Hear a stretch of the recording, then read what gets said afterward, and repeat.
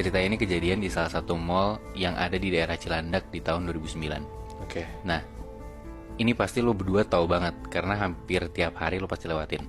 Cuma, ya gue nggak bisa ngasih tahu mall ini namanya apa. Gue yakin lo berdua tahu sih. Iya. Nggak usah disebut ya. Iya. Nah, kejadiannya tuh tepatnya di supermarket yang ada di mall di Cilandak itu. Oke. Oke. Nah, info sedikit, di sebuah supermarket tuh biasanya dibagi ke beberapa divisi.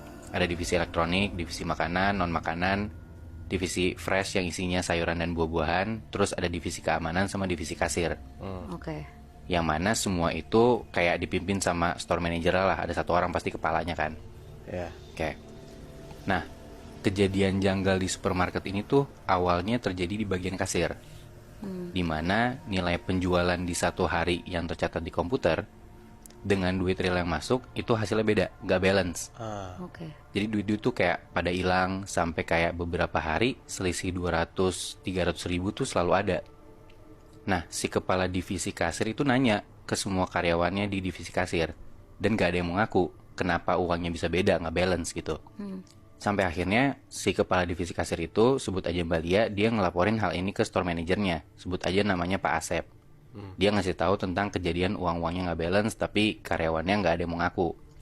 Nah tapi si Mbak Lia ini juga bilang ke Pak Asep, sebelum dia datengin Pak Asep itu, ada tetangganya Mbak Lia yang belanja di supermarket, bilang ke Mbak Lia kalau di supermarket kita itu ada yang ngejailin. Maksudnya Jailin?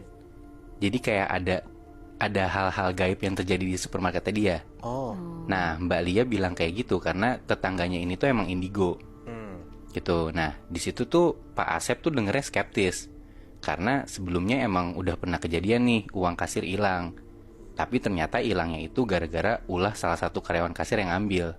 Jadi kayak Pak Asep skeptis dong, ya nggak mungkin gaib, pasti ada yang ngambil lagi gitu kan. Iya. Nah dari situ Pak Asep tuh nyoba buat ngecek ke ruang CCTV. Nah di situ Asep minta ke kepala keamanan, sebut aja namanya Pak Made, buat ngebantuin Pak Asep ngecek CCTV bagian kasir bareng-bareng berdua. Nah mereka berdua ngecek CCTV itu seharian dan emang bener, ternyata nggak ada tanda-tanda satupun divisi kasir ini ada yang ngambil duit. Nah di situ tiba-tiba Pak Asep tuh keinget sama kata-kata Mbak Lia yang bilang kalau supermarket mereka tuh ada yang ngejailin. Ya. Di situ Pak Asep nanya ke Pak Made, Pak Made percaya nggak sama hal-hal gaib? Pak Made jawab, ya kami kalau di Bali sih percaya Pak. Emang kenapa? Di situ Pak Asep cuma jawab, nggak apa-apa Pak Made. Ya udah lanjut aja kerja. Udah tuh akhirnya hari udah malam, supermarket tutup. Nah besok paginya karyawan tuh semua pada siap-siap kan buat ngebuka store gitu kan. Tapi tiba-tiba di divisi fresh, yang divisi sayuran dan buah, itu tuh kaget banget. Karena pas mereka datang, tiba-tiba sayur-sayuran yang ada di rak di bagian chiller yang kulkas gede itu, tau gak sih lo? Kebayang kan? Tahu. Nah itu tuh pada berjatuhan, berantakan banget, buah-buahnya juga pada berserakan di lantai. Dan lu tahu timbangan supermarket gak sih? Timbangan yang buat buah Iya, itu, iya. itu kan berat kan? Si timbangan itu tuh posisinya di atas meja tapi kebalik. Anjing. Dan padahal ya itu dari yang supermarket tutup kosong, paginya tiba-tiba kayak gitu, berantakan segala macem. Akhirnya karena udah ada kejadian kayak gitu, si Pak Asep nih mulai percayalah kalau emang ini tuh bukan ulah manusia tapi kayak ada hubungannya sama hal-hal gaib. Nah dari situ Pak Asep cobalah buat nyari kayak dalam tanda kutip orang pintar buat dipanggil. Oke. Dan akhirnya didatengin lah tuh seorang kiai. Sekitar jam 8-an malam abis Isya, Pak Kiai ini datang. Dan Pak Kiai ini diminta buat ngecek ada apa sih di supermarket itu. Oke. Akhirnya di malam itu Pak Kiai masuk ke dalam supermarket, dia keliling, dia jalan, dia ngeliat-ngeliat di supermarket ini ditemenin sama Pak Made dan Pak Asep. Udah selesai semua tempat dikelilingin, si Pak Kiai ini nanya ke Pak Asep, ini lampu bisa dimatiin nggak? Karena di sini posisinya si supermarket itu masih buka, jadi mereka harus nunggu sampai supermarket tuh selesai beroperasi. Singkat cerita sampai sekitar jam 11-an malam lah, supermarket ini udah tutup. Pak Kiai akhirnya masuk, tapi sebelum masuk, si Pak Kiai ini nyuruh buat Pak Asep dan Pak Made itu nunggu dan ngeliatin aja dari ruang CCTV. Si Pak Kiai ini ngomong apapun yang terjadi, Pak Asep sama Pak Made itu nggak usah masuk, biar Pak Kiai-nya aja masuk. Mereka berdua, si Pak Made sama Pak Asep, itu perhatian aja terus dari CCTV dan rekam aja semuanya. Dia bilang gitu. Oke. Di supermarket yang gede itu cuman pakai sendiri, Bi. Iya betul, dia sendiri. Dan Pak Asep dan Pak Made itu ngeliatnya dari CCTV. merhatiin si Pak Kiai jalan di dalam situ sendirian di supermarket yang udah gelap. Anjing. Oke, udah tuh Pak Kiai masuk. Dari CCTV kan kelihatan tetap kalaupun gelap ada kayak ya CCTV infrared gitu kan. Udah tuh Pak Kiai ini jalan pelan, dia tenang keliling supermarket, dia jalan ke bagian elektronik, dia jalan lagi lanjut ke bagian makanan, dia jalan terus lanjut ke bagian sabun, peralatan rumah tangga segala macem, sampai akhirnya tiba-tiba dari CCTV kelihatan nih kalau Pak Kiai ini berhenti di bagian fresh, di bagian sayur dan buah-buahan. Di deket truk buah-buahan, tiba-tiba Pak Kiai ini berhenti, berdiri gitu aja. Oke. Dan gak lama setelah itu, tiba-tiba Pak Kiai ini kelempar ke belakang, mental gitu aja. Gak ada yang dorong. Gak ada yang dorong. Bangsat. Pak Asep sama Pak Made tuh kaget banget. Dan Pak Made langsung kayak mau gerak buat datengin Pak Kiai ini kan, kayak buat bantu gitu. Tapi Pak Asep langsung nahan, karena dia ingat kata Pak Kiai-nya, apapun yang terjadi mereka harus stay di ruang CCTV kan, dan rekam semua kejadiannya. Iya. Nah gak lama setelah itu kelihatan tuh di CCTV kalau Pak Kiai ini berdiri lagi, dan Pak Kiai ini pelan-pelan ngangkat tangannya nunjuk ke arah depan dia. Dan di situ Pak Kiai ini tuh nunjuk ke arah chiller sayuran kayak rak kulkas gitu. Seakan-akan kayak Pak Kiai ini ngasih tahu ada sesuatu di chiller itu.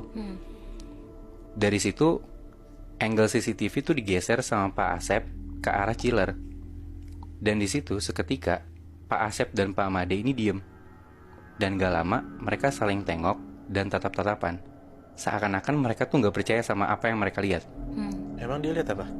Nah Muy, mereka berdua ngelihat dengan jelas banget lewat CCTV di depan chiller sayur itu ada genderuwo Bangsat. berdiri, badannya hitam semua, tinggi banget, dan lebih tinggi dari chiller sayuran itu sendiri. Wah. Dan gak lama dari situ, Pak Kiai ini kayak sesantai itu jalan keluar supermarket ke arah ruang CCTV tempat Pak Made dan Pak Asep. Begitu mereka ketemu, Pak Kiai ini langsung nanya, dari kemarin ada duit hilang ya? Pak Asep dan Pak Made kaget banget dong, karena kan Pak Kiai ini kan gak dikasih tahu apa-apa kan tentang duit hilang itu kan. Dan Pak Kiai ini cuma dimintain tolong buat ngecek supermarket mereka itu ada apa gitu aja kan. Dan Pak Kiai ini juga ngasih tahu kalau sempet ada buah-buahan dan sayur-sayuran tuh jatuh berantakan. Pak Asep nanya dong, kenapa Pak Kiai ini bisa tahu? Nah, Pak Kiai ini ngejelasin kalau supermarket ini tuh ternyata ada yang ngejailin. Dan Pak Kiai ini tuh minta buat besok dia mau bawa murid-muridnya ke tempat ini buat di ngajiin. Singkat cerita, besokannya malam setelah udah selesai beroperasi, supermarket udah tutup, supermarket ini di ngajiin. Pak Kiai ngaji di bagian sayur dan buah-buahan. Dengan posisinya tuh Pak Kiai sama murid-muridnya itu tuh duduknya ngelingker gitu loh, Muy. Nah, kebayang gak sih? Iya. Ngelingker di bawah lantai.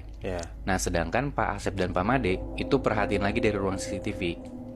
Sampai sekitar jam 12-an malam, tiba-tiba dari CCTV itu Pak Asep dan Pak Made tuh ngeliat di tempat Pak Kiai dan murid-muridnya yang lagi ngaji, dengan keadaan mereka duduk ngelingkar gitu, di tengah-tengah mereka yang lagi ngaji, itu berdiri genderuwo.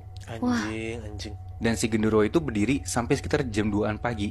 Diem gitu aja. Diem gitu aja. Jadi 2 jam. 2 jam. Dan di situ posisinya Pak Kiai dan murid-murid itu terus ngaji gitu aja. Sampai sekitar jam 2-an lewat itu, tiba-tiba genderuwo itu hilang gitu aja. Dan gak lama, akhirnya Pak Kiai dan murid-muridnya keluar dari supermarket dan ketemu Pak Asep dan Pak Made. Di situ Pak Kiai ngasih tahu kalau ternyata emang ada yang ngegunain ilmu gaib untuk ngerusak supermarket mereka ini.